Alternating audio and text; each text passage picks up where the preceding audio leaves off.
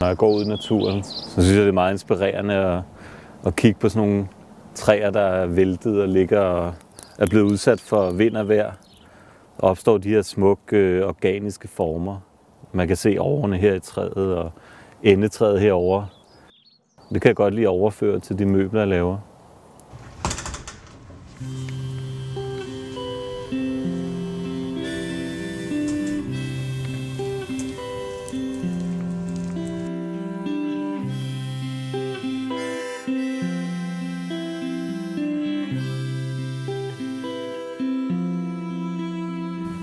Jeg ser harmoni overalt i naturen. Jeg synes, at naturen er på en eller anden måde indbegrebet af harmoni.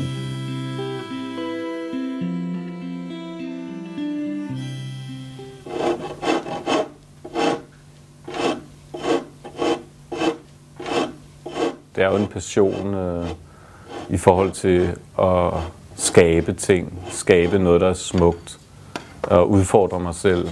Så jeg har det her univers, hvor jeg skaber ting i træ.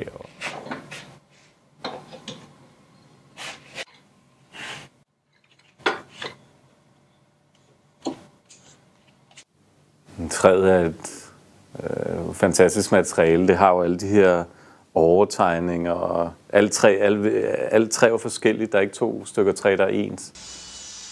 Og så er det et lækkert at arbejde med, og det har en dejlig duft, og man kan lave hvad som helst næsten af træ.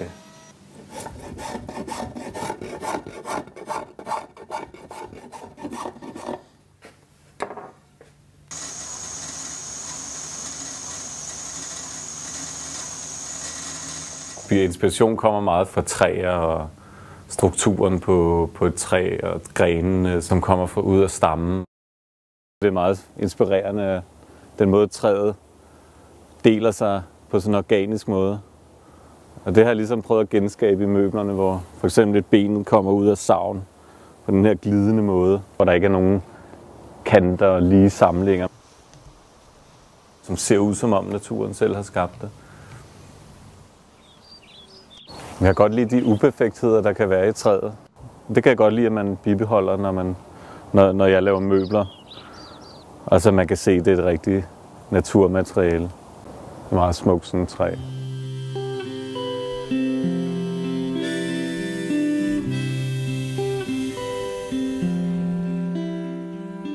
Det tror jeg er et naturligt behov i mennesker, at søge ned til noget fundamentalt.